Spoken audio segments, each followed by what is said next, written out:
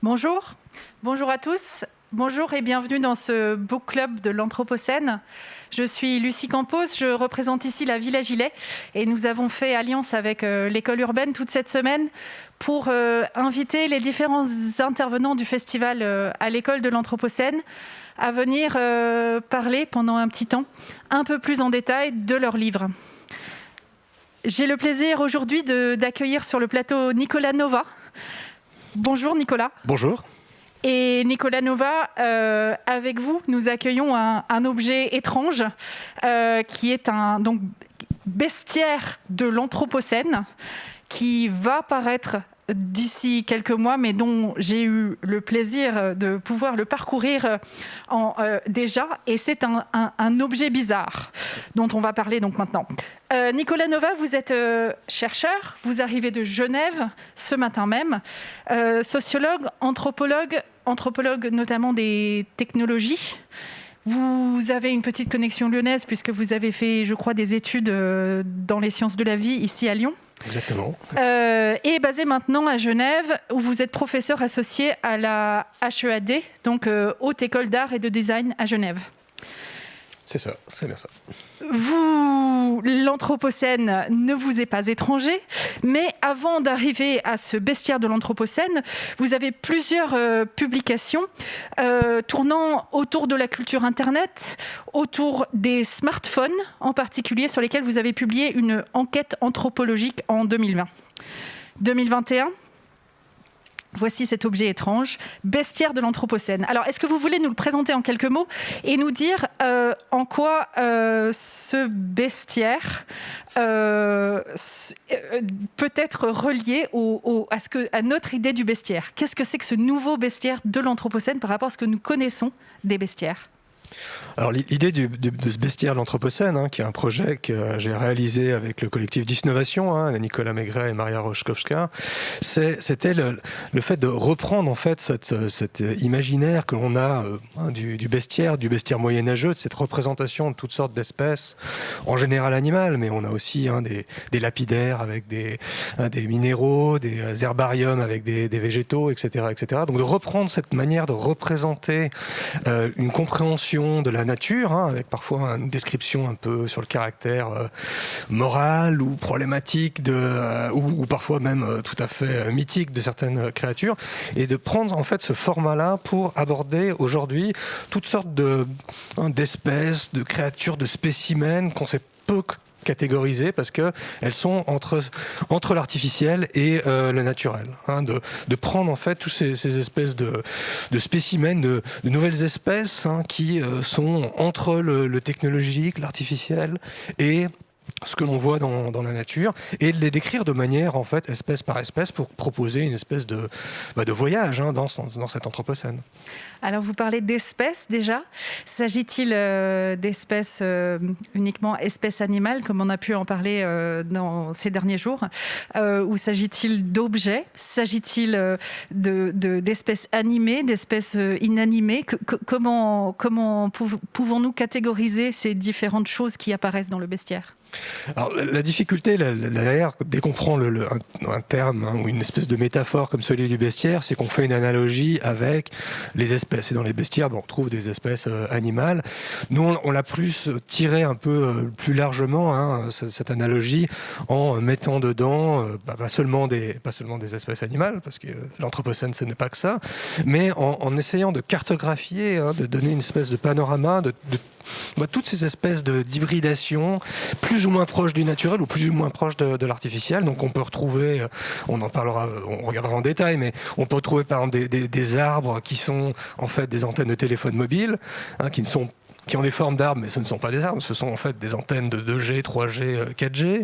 On trouve aussi dedans des nuages. On s'est intéressé à d'autres éléments de notre environnement qui peuvent être ces nuages gigantesques qui sont créés par l'activité humaine. On peut avoir des fruits avec une espèce de forme un peu étrange, comme ces fruits qui sont cubiques, qui poussent on les fait pousser dans des cubes pour que soit plus facile à empiler ou parce que ça a une forme amusante à offrir comme cadeau. Et donc, Là derrière, en fait, il y avait l'idée de partir de cette idée générale de la bête, cette espèce d'espèce un peu monstrueuse, un peu étrange, qui est renforcée par tout ce qui se passe aujourd'hui à travers on peut mettre le terme d'anthropocène derrière, mais aussi le terme de trouble, le terme de perturbation de l'environnement, comme une manière en fait de montrer leur existence, mettre le doigt dessus pour se rappeler en fait que le monde, c'est plus que des espèces animales ou végétales, c'est toutes ces espèces on ne sait pas trop comment les qualifier, entre le naturel et l'artificiel. Effectivement, donc on commence à voir défiler certaines de ces espèces derrière nous. Et il y a dans ce bestiaire des objets, des espèces aussi diverses que des os de poulet, des homo sapiens, des montagnes décapitées, des nids en plastique, des haies taillés par l'homme, donc toute une variété d'objets dont vous nous invitez à les décrire à nouveau et à les décrire autrement. On en a eu un petit aperçu tiré à part dans la parution Anthropocène 2021 à l'occasion de ce festival. Donc il y a un petit échantillon ici qui comporte également votre profession de foi en publiant ce livre. Calqué sur les bestiaires médiévaux, les herbiers et autres lapidaires, compilation de descriptions d'espèces animales, végétales et minérales, ce livre aborde les spécimens singuliers qui peuplent nos vies aujourd'hui. Là où les ouvrages moyenâgeux traitaient de lions, de licornes ou de hérissons, de roches friables ou rugueuses et de feuillages en tout genre, le bestiaire de l'Anthropocène réunit une série de cas curieux qui échappent aux catégories classiques entre l'artificiel et le plus ou moins naturel. Chiens robots, champignons radioactifs, antennes de téléphonie mobile déguisées en arbres, basalte mi-volcanique, mi-plastique, gazon synthétique, insectes génétiquement modifiés, pastèques rectangulaires et virus SARS-CoV témoignent de ces hybridités nouvelles. En marge des créatures directement produites par l'intention humaine se cache une multitude de spécimens hybrides, conséquence imprévue de la grande accélération des activités anthropiques. Alors, quand un chercheur fait alliance avec un collectif artistique et publie un bestiaire, donc ici aux éditions Onomatopée à Eindhoven aux Pays-Bas, en anglais, c'est que quelque chose est en train de se passer. Quelque chose dans l'art de la description, quelque chose qui nous présente autrement, ce qui clairement relève de vos enquêtes de terrain, que ce soit l'anthropologie des technologies ou que ce soit un intérêt clairement pour les sujets de l'Anthropocène. Mais il y a quelque chose là d'une recherche d'un format de restitution qui soit autre. Est-ce que vous avez pour ça d'autres modèles de bestiaires ou est-ce que c'est une forme entièrement nouvelle qui est proposée là ? Disons qu'en fait, dans ma pratique de chercheur, j'ai un intérêt à croiser des formes plutôt classiques. Quand on est chercheur, on écrit des textes, on fait des conférences, mais de croiser en fait ces manières de restituer nos terrains d'enquête avec des formes nouvelles ou réinventer des formes anciennes, avec l'idée notamment de trouver des manières de rendre ça soit plus accessible aux participants de l'enquête, d'autres personnes qui pourraient être concernées. Et là, dans le cadre de ce projet, il s'inscrit en fait, une des motivations en fait, c'est de s'inscrire dans de ce que l'anthropologue américaine Anna Tsing appelle les arts de remarquer. The arts of noticing, qui sont toutes ces manières en fait d'essayer de rendre attentifs nous tous et nous toutes sur cette planète à des changements en cours, ces espaces perturbés, et à trouver des formes en fait qui les rendent lisibles, accessibles, stimulantes intellectuellement, et qui montrent aussi des connexions nouvelles, des enjeux que l'on n'aurait pas vus autrement. Et donc là, dans le cadre de ce projet, avec mes collègues de Disnovation, on a choisi le format du bestiaire. Dans d'autres projets, il peut s'agir d'expos, il peut s'agir de travailler. Là, j'ai un autre ouvrage qui sort avec un mélange de bande dessinée et de texte. J'ai un autre projet aussi proche des questions anthropocènes et là non plus les technologies mais l'espace alpin, et donc là ça va être plutôt une enquête littéraire. Donc il y a cet intérêt en fait de non pas substituer cette pratique-là à la pratique de recherche classique, mais à trouver des formes de communication qui permettent de nous rendre attentifs en fait à des changements, à nous rendre concernés en fait par ces questions et à produire ce qu'on pourrait appeler des descriptions en fait du monde qui potentiellement pourrait nous amener à réfléchir à comment changer notre course vers une forme de catastrophe, on pourrait dire. Et je dirais qu'avant de se poser la question comment changer, qui clairement est là à l'horizon, il y a cette question très forte de comment décrire. Lorsqu'on tourne les pages de ce bestiaire, on tombe, comme vous le voyez, sur des illustrations assez simples. Tout ça est en noir et blanc et la petite légende est absolument minimale. Mais les objets sont des objets entièrement neufs. Le premier objet sur lequel on tombe et qu'il s'agit de décrire, ce sont donc les chicken bones, les os de poulet. Est-ce que vous pouvez nous expliquer pourquoi les os de poulet, ceux d'aujourd'hui, doivent entrer dans le bestiaire de l'Anthropocène? Alors on a choisi de commencer par des os de poulet, tout simplement parce que la consommation sur cette planète des os de poulet est tellement gigantesque et sans précédent que ça risque de devenir un marqueur géologique, le terme académique, on va dire un marqueur stratigraphique. Donc on pourrait voir dans les strates la présence d'os de poulet, que notre époque en fait se caractérise par la surconsommation d'os de poulet. Donc nous, ça nous semblait une manière, on le voit à l'écran ici, une manière de matérialiser, non pas juste le fait que on mange beaucoup de poulet, c'est intéressant, mais c'est que c'est tellement important et l'espèce de poulet qui produit ces poulets comestibles est devenue une espèce, par l'activité humaine, est devenue si importante qu'elle en devient une présence géologique. Donc c'était une manière pour nous de rentrer dans l'ouvrage en donnant le ton en fait sur le fait qu'il ne s'agit pas juste d'aborder des espèces individuellement les unes avec les autres, mais que derrière tout ça, il y a l'espèce Homo sapiens, l'être humain qui consomme ces choses-là. Alors, on n'en arrive pas encore aux espèces animales. Pour l'instant, je parcours simplement les espèces minérales. Et effectivement, nous avons donc côte à côte cette nouvelle espèce minérale qui est les os de poulet et ce qu'on peut trouver dans la nature, à côté des montagnes décapitées. Alors, les montagnes décapitées, c'est le fait de mettre ça côte à côte, c'est aussi de ramener la question de la géologie là derrière. Les os de poulet, une fois mangés et jetés quelque part, on les retrouve dans l'environnement, dans la nature, et donc ils deviennent une géologie avec des couches. Et donc, c'est les montagnes décapitées. Là, c'est une autre manière d'aborder ce qu'on pourrait appeler ces paysages anthropiques, ces paysages modelés par l'action humaine.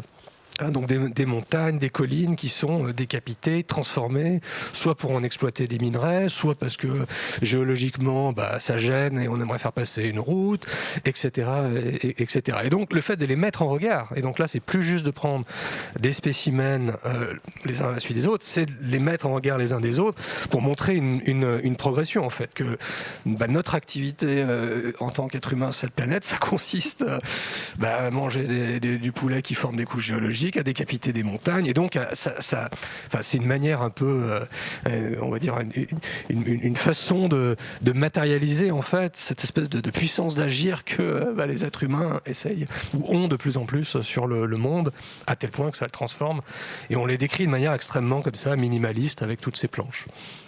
Avec, j'ai l'impression, une alternance quasi pédagogique entre le naturel transformé et l'artificiel. D'une part la montagne décapitée, d'autre part la montagne artificielle. D'une part les os de poulet modifiés, d'autre part les morceaux de plastique ou les barrières de corail artificielles. Est-ce que vous diriez qu'à côté de l'art de la description, il y a un nouvel art de la classification ? Alors dans ce travail, il y a clairement le souci général de la description, mais derrière, comme dans tout travail scientifique, il y a une manière aussi d'interroger la question de l'organisation. Alors si je me situais dans un registre artistique, je parlerais de montage, par exemple, qui pourrait être la question de l'organisation. Mais là, comme on se positionne en miroir des bestiaires et des bestiaires moyenâgeux, on pose la question de la classification. C'est-à-dire, qu'est-ce que c'est que d'organiser ces nouvelles catégories, ces nouveaux spécimens. Les mots nous manquent d'ailleurs, puisque dans ce qu'on a décrit, pour certaines espèces, on les a mis avec par exemple les os de poulet. Est-ce qu'il s'agit de les mettre avec des animaux ou avec des minéraux, puisque une force minérale, une force géologique peut être aussi basée sur des animaux qui vont donner ensuite des sédiments, etc., etc. Donc il y a cette question qui est présente là derrière. Nous, dans ce travail, on n'est pas du tout à proposer des solutions, c'est plutôt des éléments de stimulation, des formes de provocation. La classification qu'on a faite, on a renvoyé à des classifications somme toute très classiques, avec les animaux, les végétaux, les minéraux. C'est parce qu'il fallait trouver une manière de les organiser qui soit accessible en fait par les lecteurs et les lectrices. Mais là derrière, en fait, il y a un des textes, en conclusion, il y a une série de textes d'auteurs invités, un texte de Mathieu Duperex qui interroge en fait cette question de la classification. Qu'est-ce que c'est que de classifier aujourd'hui, et qui nous intéresse dans le contexte du bestiaire, parce que le bestiaire dans sa tradition moyenâgeuse est lié à la tradition chrétienne. C'est-à-dire le pouvoir que Dieu a donné à plutôt Adam, en l'occurrence, la capacité, en tout cas, a donné la capacité aux humains de nommer et de décrire en fait les espèces animales et végétales. Et donc là, on se resitue en fait dans une époque où on est un peu plus ou moins perdu et essayer de redonner du sens. Et donc ce qu'on a essayé de faire dans cet ouvrage, c'est d'interroger la notion de classification en produisant des descriptions, en mettant côte à côte des spécimens qui, a priori, peuvent être plus ou moins distants les uns des autres, mais qui, quand on les met côte à côte, nous font dire, mais alors, est-ce que ça va ensemble ? Est-ce que le fait de mettre une montagne décapitée à côté d'une antenne de téléphonie mobile qui ressemble à un arbre, ça fait partie de la même quoi ? Enfin voilà, on n'a pas les termes pour bien le décrire, donc passer par l'image, le visuel et la description des espèces, en les associant, permet justement de faire ce travail-là et d'y réfléchir. Alors, pour continuer à parcourir le livre, donc nous avons parlé un petit peu de la section minérale. Passons peut-être à la section animale, qui est peut-être l'une des sections les plus fournies des trois, puisque nous avons, comme attendu, les minéraux, les animaux et les plantes. Dans le règne animal, il y a Homo sapiens au milieu, qui fait partie de ces espèces étranges modifiées et en cours de modification. Alors, au début, on ne l'avait pas du tout. C'est en cours de route, dans la manière dont on a constitué notre corpus, qui est basé sur un mélange d'enquêtes de terrain, d'entretien avec des experts, de lecture de documents. On avait plutôt des espèces qui oscillent entre l'espèce animale un petit peu transformée dans son milieu, certains virus, et puis des robots également. Mais on s'est dit, mais si on traite de l'anthropocène, il faut absolument avoir cette présence de l'être humain, qui est finalement une des puissances d'agir qui nous amène à cette situation, et qui aussi, comme on le voit sur la planche qui est représentée ici, nous rappelle que le fait de consommer des antibiotiques, le fait d'utiliser certaines crèmes, de subir la pollution, de prendre certains psychostimulants ou de manger d'une certaine manière, sur le long terme, modifie notre corps. Et quand on fait des comparaisons, on regarde des travaux scientifiques qui comparent la taille du corps humain, des données aussi comme la température, on se rend compte en fait que l'espèce a changé. Alors c'est pas une nouvelle espèce, il n'y a pas de processus de spéciation, comme le diraient les chercheurs, mais il y a des différences somme toute remarquables et qui sont liées à cette espèce de processus d'artificialisation du monde. Effectivement, on le voit sur ce schéma très simple, cet Homo sapiens fait partie des espèces modifiées, puisqu'il est modifié par la pollution, par la lumière bleue des écrans, par les antibiotiques, par les conservateurs et par les stimulants. En cela, il se place presque directement à côté du rat de laboratoire dans votre bestiaire, mais aussi de la tortue étranglée par les plastiques, ou des pigeons, c'est ça, les pigeons des à pigeons caméra. Capteurs de pollution, avec des petits sacs à dos qui captent la pollution. Ouais. Oui, alors le fait, alors ça c'est aussi un choix éditorial, hein, c'est de mettre sur un pied d'égalité ou au même plan en fait toutes ces espèces, ces créatures. Alors certaines sont, on pourrait dire, sont plus répandues que d'autres. Certains des phénomènes qu'on montre, par exemple les tortues qui ont leur carapace qui va pousser mais qui va être contrainte par des éléments de plastique, de pollution, et donc vont avoir une forme déformée. C'est pas non plus, enfin voilà, c'est pas aussi courant que les êtres humains, quoi.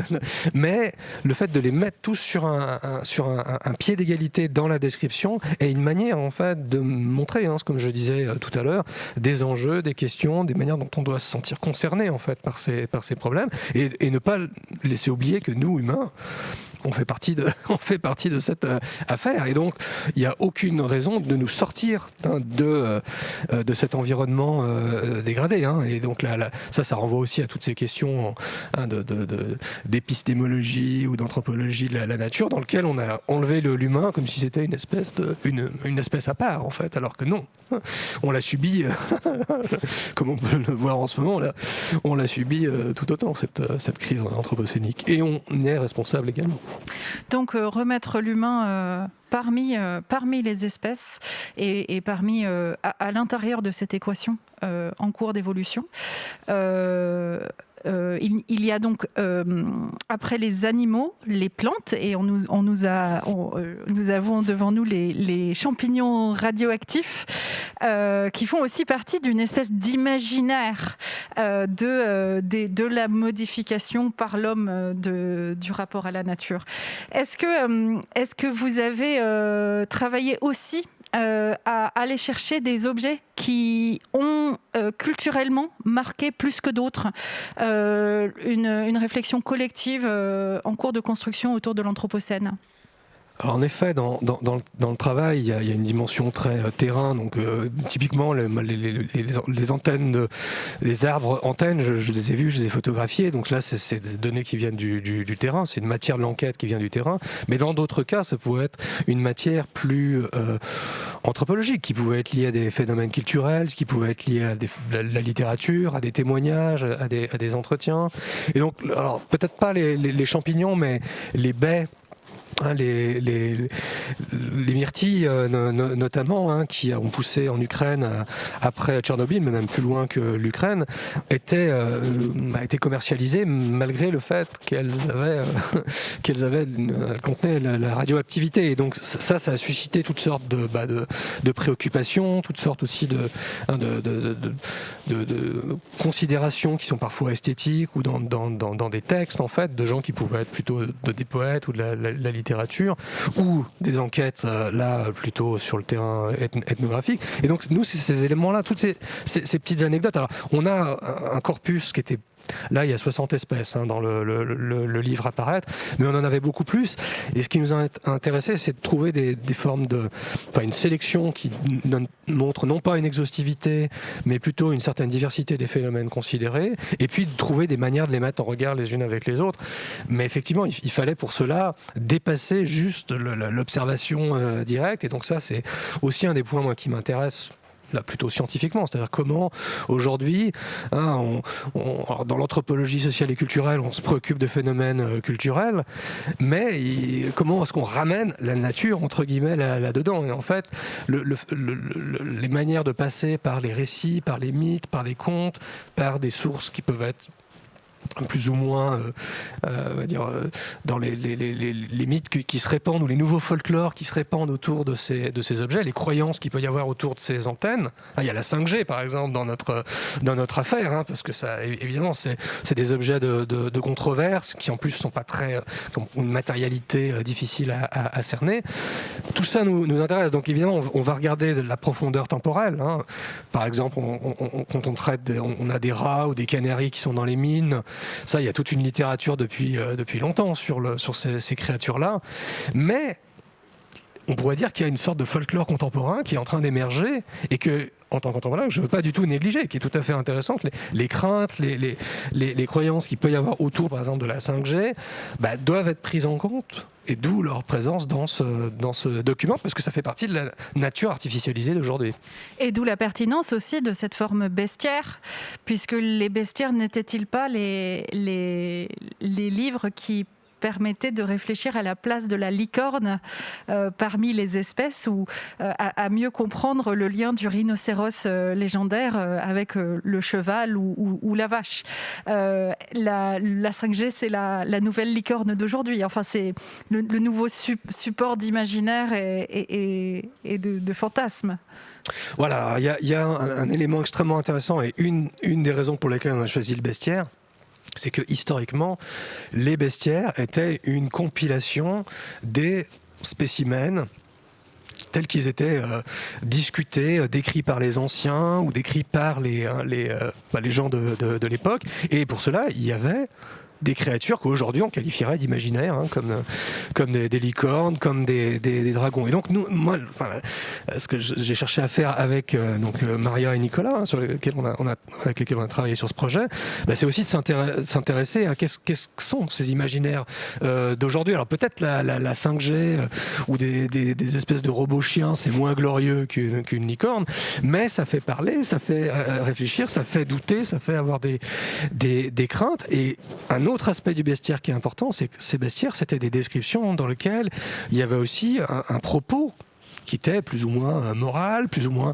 interrogateur sur la qualité de certaines de ces espèces, avec des petites histoires, avec des espèces de doutes ou des craintes sur, sur les dragons ou sur les hérissons. Dans les bestiaires, les hérissons étaient souvent représentés avec des pommes sur leurs épines, parce que ils pouvaient, ils se roulaient en boule au pied d'un arbre pour récupérer les pommes, parce que Pline l'Ancien a décrit cela.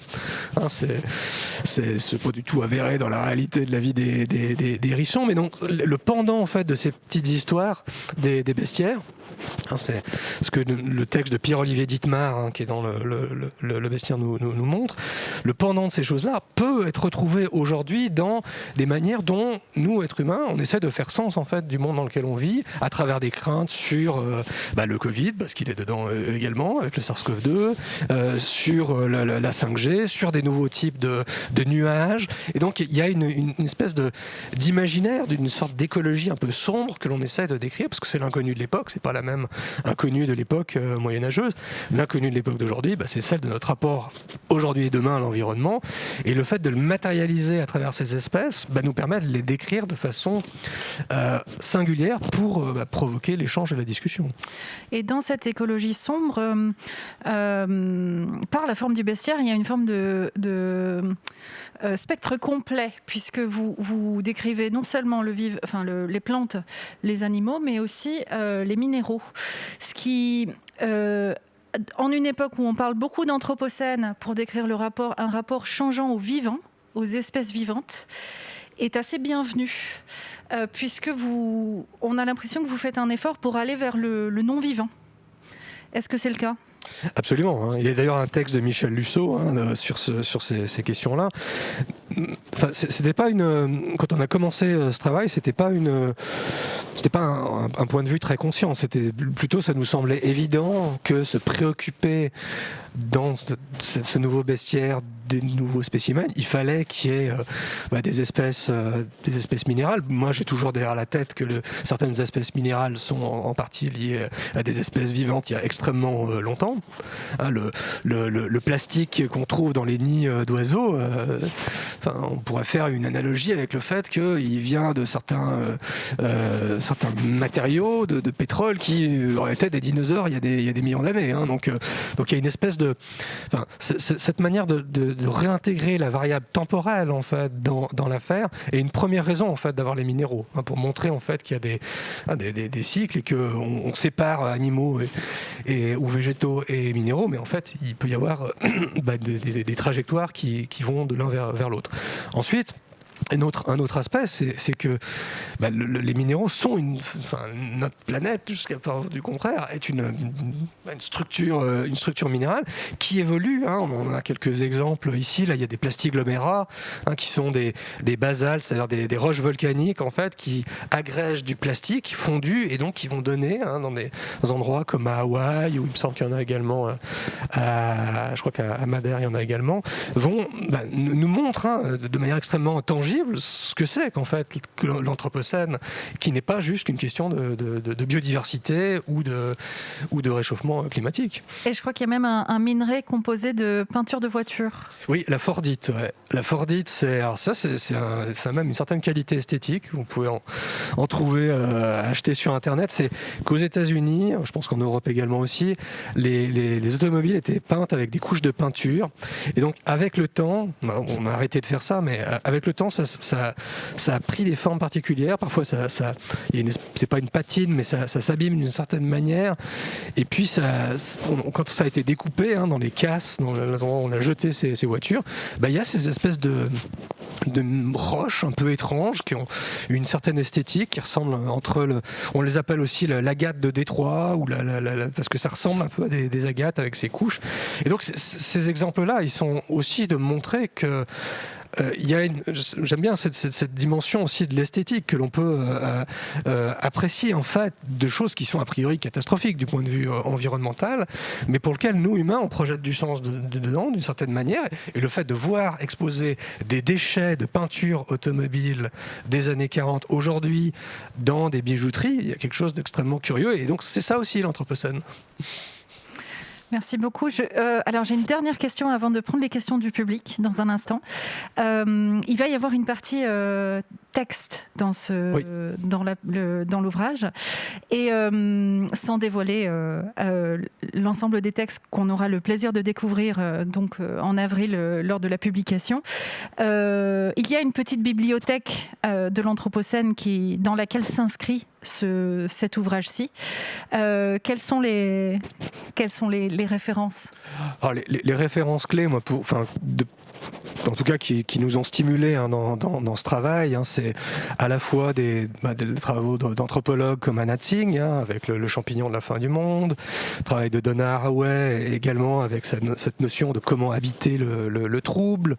Je pense qu'aussi l'écrivaine de science-fiction et de fantasy Ursula Le Guin, avec tout cette idée en fait de constituer des récits à travers l'agrégat en fait de petites choses réunies qui sont plus ou moins terrifiantes ou plus ou moins merveilleuses.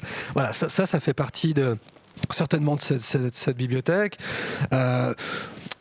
Qu'on pourrait aussi mettre là-dedans le travail de Bruno Latour, avec pas le dernier livre, je l'ai pas encore lu, donc je ne veux pas le citer, mais celui qui s'appelle Où atterrir, dans lequel il y a cette importance accordée à la production de descriptions pour saisir le monde d'aujourd'hui. Je pense que tous ces textes sont des bons compagnons à l'ouvrage. Maintenant, dans notre bestiaire, il y aura justement des textes d'Alexandre Monin, Pierre-Olivier Dittmar, Anna Tsing, Michel Lusso, Mathieu Duperex, Aliens in Greens, je vais pas tous les citer, mais qui sont une manière aussi de donner à d'autres voix un témoignage sur leur expertise par rapport au travail d'enquête que l'on a effectué. Et de prolonger ce travail de description et de classification qui clairement ne fait que commencer là. Alors je vais vous lire les questions du public.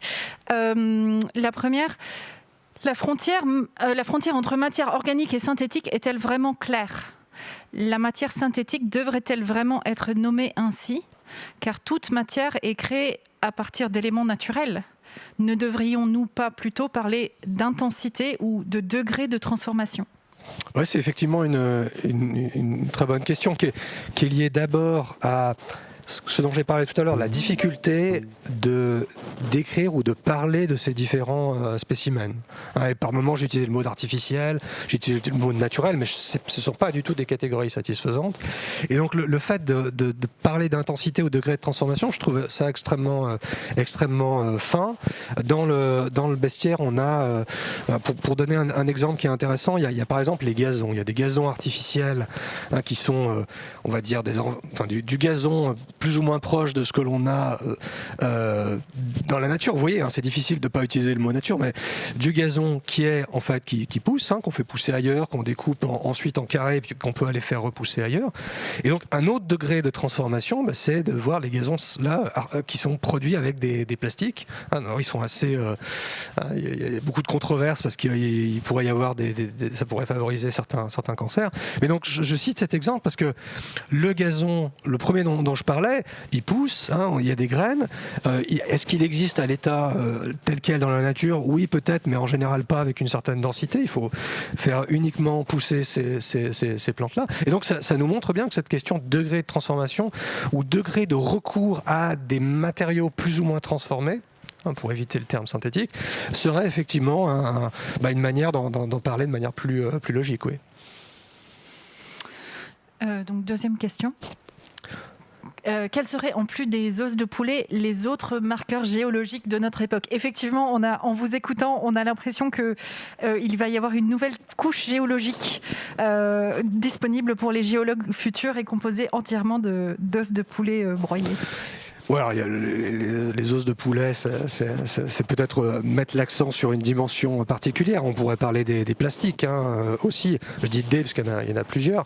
Mais avant de traiter de ces spécimens-là, les autres marqueurs géologiques de l'époque, il y en a aussi qui sont liés à tout ce qui permet de mesurer en fait des marqueurs de température ou de données qui sont liées à des données plus physico-chimiques, sans que ce soit rattaché à des objets ou des spécimens particuliers.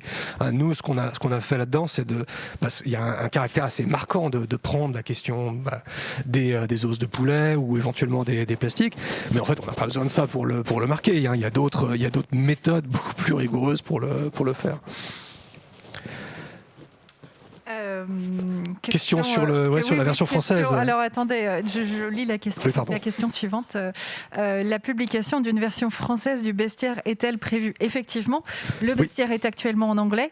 Je dirais qu'il est quasi international au sens où il suffit de regarder, comme dans les anciens bestiaires, chaque petit diagramme et chaque petite illustration côte à côte pour comprendre de quoi il s'agit. Mais il est actuellement en anglais.